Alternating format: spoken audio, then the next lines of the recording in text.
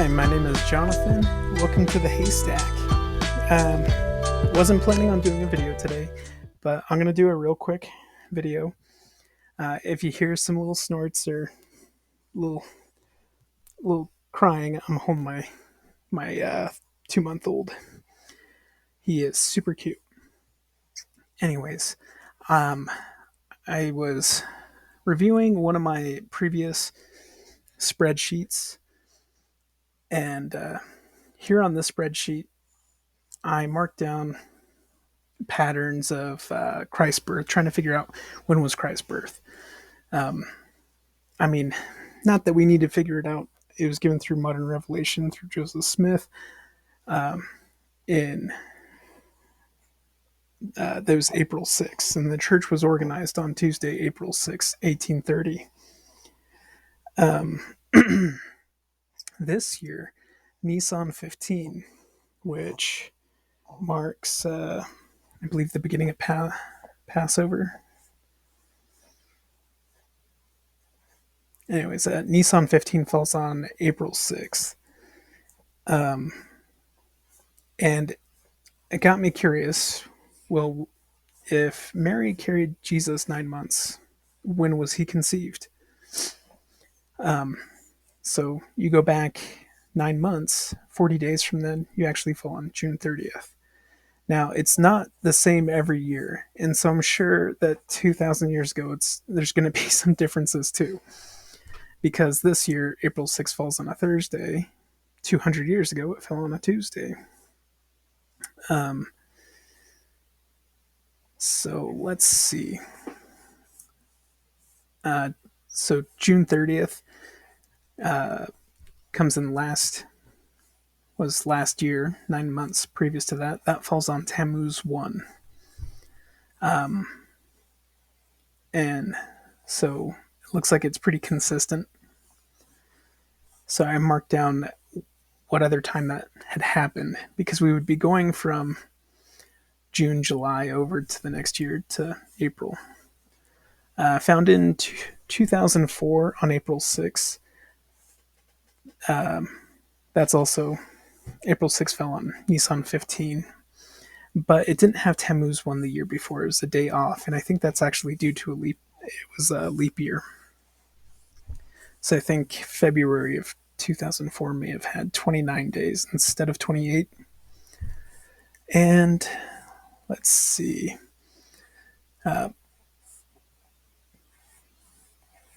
Other than that, oh yeah, 2004, President Oaks gave a talk on the Second Coming.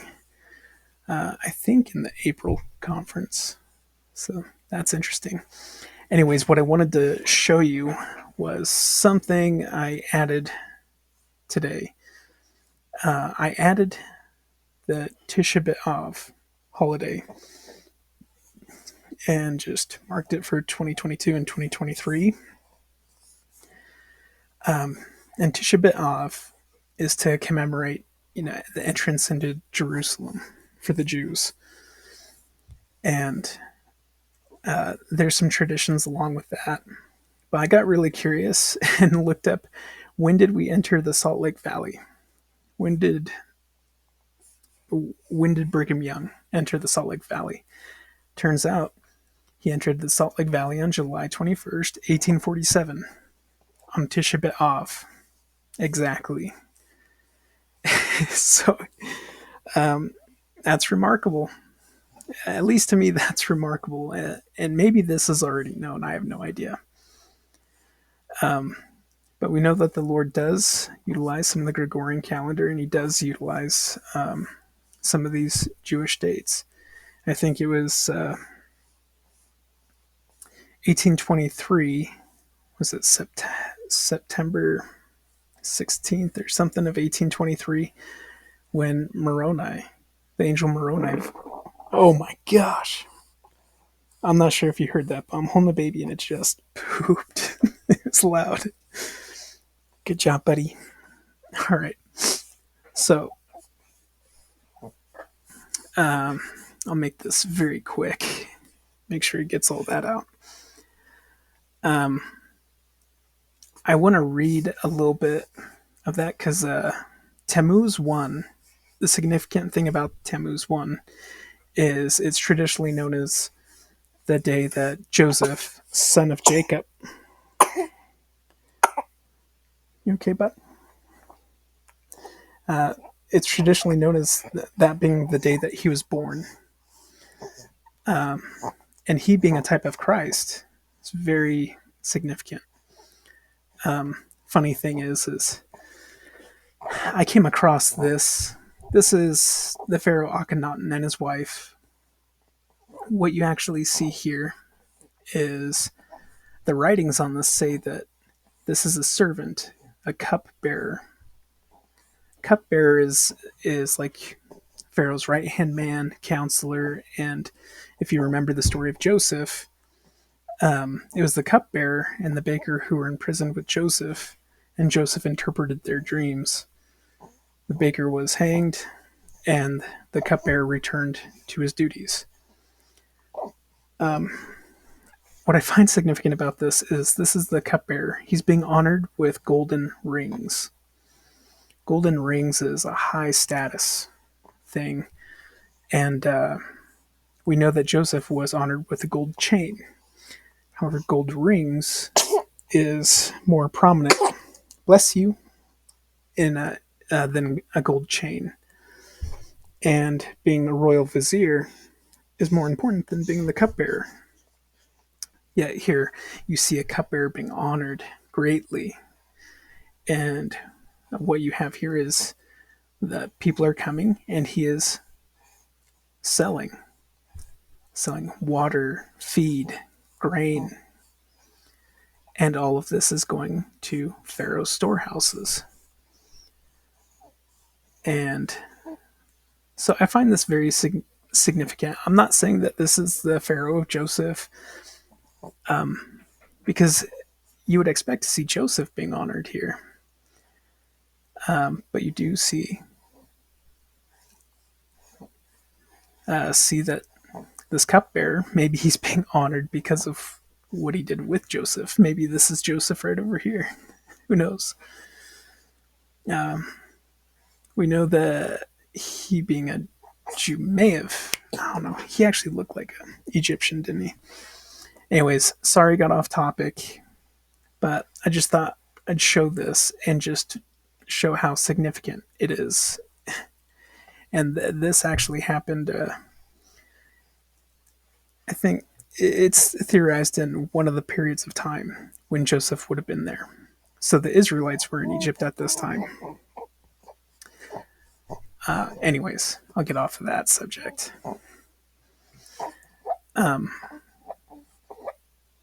So where was I? 2-bit Av. 2-bit Av is known as a time of marriage, weddings, feasts, and it looks like that typically probably would have been the time to get married, have a feast. The thing is that sorry, is that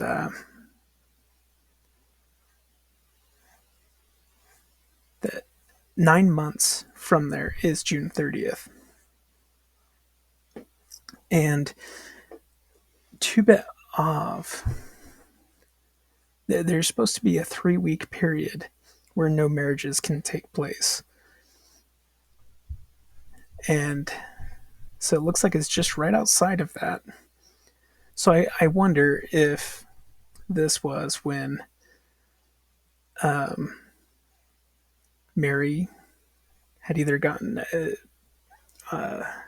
perhaps she had, well, if it was a full 9 months, she would have conceived Christ here. So I wonder where the engagement period is, because the summer, and this is all summer and very close together. That's typically when marriages are all happening. And then, if this is a typical time of marriage, it's time of marriage and engagement. Engagement typically happens a little bit earlier. But that kind of shows you, like this goal marriage date. You're not supposed to have kids before then. You're not supposed to have consummated the marriage or engagement until then. And so you see the type of pressure, and this goes in with a lot of the second coming stuff that I've done in my previous videos. But I thought this might be interesting to share. Funny that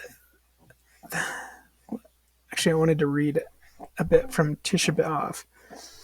So Tisha B'Av again is when they entered into Jerusalem, when the Jews entered into Jerusalem. It's a annual fast day of Judaism, which number of disasters in Jewish history occurred, primarily the destruction of both Solomon's temple by the Neo-Babylonian Empire and the Second Temple by the Roman Empire in Jerusalem. Tisha B'Av marks the end of 3 weeks between dire straits and is regarded as the saddest day on the Jewish calendar. Funny because Christ, not funny, sad. Christ did say that this temple would be destroyed, referring to his body. But also, as a token of all this, the temple was literally destroyed. Now they both await a Messiah and a temple. And for us, the Messiah has returned to the boy Joseph, and we have built temples, and we await his coming again. And it's funny that these actually fall on these particular dates that have to do with his conception and everything before that, and that this does show, a deliverance into Jerusalem and then Salt Lake Valley. I mean, what a coincidence. Or is all just planned out by our Savior? So, if you find this interesting, well, I hope you find it interesting. I'm going to go change a poopy diaper. So, didn't really plan to do anything today, but I really appreciate you guys stopping by. Thanks.